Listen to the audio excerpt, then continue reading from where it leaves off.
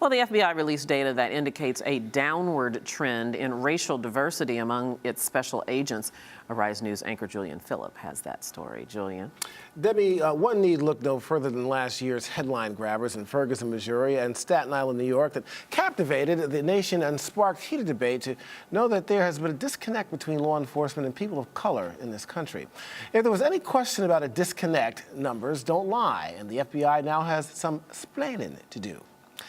The FBI, fabled government law enforcement unit of G-men, as they were called during their glory days with their much publicized war against the likes of Al Capone and the Mafia, is about as lily-white now as it was back in the 20th century. According to a newly released FBI report showing up on their website, diversity has declined amongst the FBI's special agent ranks. African Americans accounted for only 4.5% of the special agents at the end of last year, down from a high of 5.6% in the late 90s. Perhaps it was a move by FBI Director James Comey to soften the blow of what he already knew when he delivered a landmark speech on law enforcement and race earlier this month. My thoughts on the relationship between law enforcement and the communities we serve and protect. Like a lot of things in life, that relationship is complicated. Well, if you think diversity is not important enough, Comey went on to say what many people of color have been saying for quite a long time. An acknowledgement unconscious racial biases pervade police work, particularly in low-income communities that draw a lot of police attention. And while Comey admits it's important that law enforcement personnel be diverse, he also admitted to the FBI that the FBI has not done enough to hire, retrain, and retain racial minorities as part of the elite force of special agents. Well, some things have changed amongst the ranks and file of the FBI, so they say for the better. The FBI's non-agent personnel have reportedly long been more diverse than in the ranks of the special agents.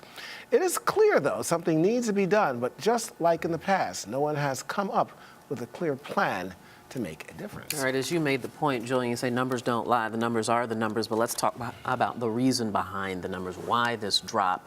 Any indication? Well, there has been, as you know, a long history of not wanting minorities in the FBI going back to the days of J. Edgar Hoover. So they've been resistant to this.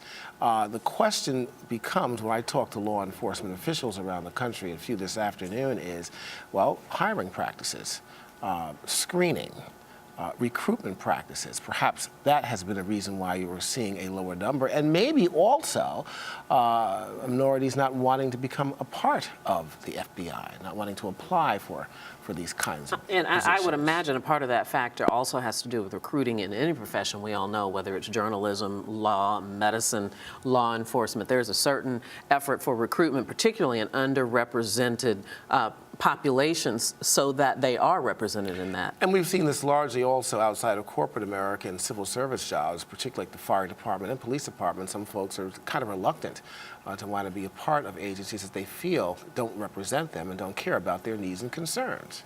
So why, there's been an increase in the non-agents. You said that you've not seen this decrease in the non-agents, just in the special agents. Is that good news? Do we take any comfort from that? Well, I think we can. I think the numbers are now slightly above 7% for Asians in the FBI, but we don't know if all those numbers are amongst the special agents ranks or in the non-agent ranks, as it were. So we really don't know. Any indication? We know that Director Comey gave this very big, very important speech about this not very long ago, probably anticipating that these numbers were coming out. What are they going to do to correct this? Well, here's the thing. Most people know and understand that with the federal government, they have done what they want to do when they want to do it. They don't have a watchdog, per se. So the whole idea in terms of trying to change things in terms of recruitment and screening and the like, that's what they should do. But who's going to be the watchdog? The NAACP? Al Sharpton? Well, the media certainly hope, and I think certainly the broadcast journalism has been the watchdog in this regard, because these numbers came out very quietly. They just appeared on the website, and it was journalists that just happened to know. I think the FBI really hoped nobody would notice. Yeah, it came across quietly, but I'd be interested to see who else is picking up this story. I mean, we picked this up because we try to cover things that other people don't cover here at Arise News, to our credit.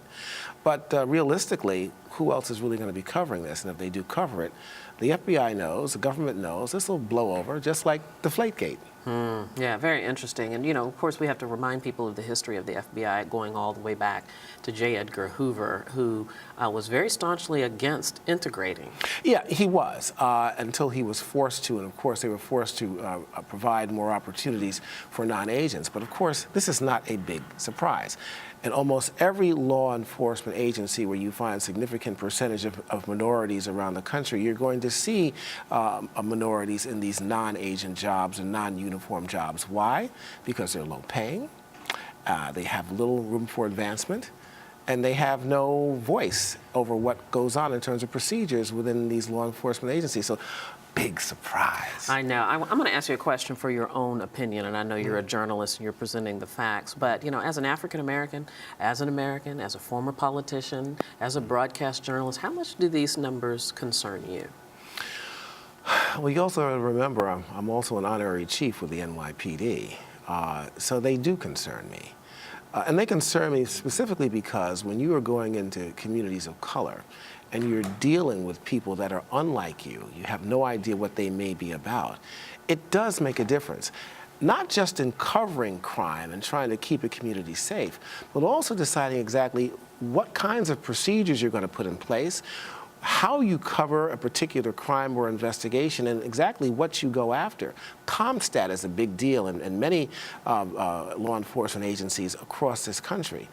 That is in terms of how with the numbers that they come up with, where they're putting their efforts and resources and their dollars. So it makes a big deal. And you want to see people of color that can change the scope and nature. Just the same way you want to see people of color in a newsroom, because you want their ideas, their experiences that can be transformed onto the screen the same way as with law enforcement as well. So Yeah. it makes a huge difference. Absolutely. Who's in the room and who's making the decisions makes all the difference in the world. And now that this has gotten attention, which I think they were hoping not, perhaps they'll put together some more solid strategy. It depends, Debbie, on the watchdog. We talked about this real quickly in terms of, well, we were going to keep our cameras focused on Ferguson. Really? What are we doing with that? Nothing. Point well taken. Julian Phillips, thank you so much as always. You're welcome. And you're watching Arise America.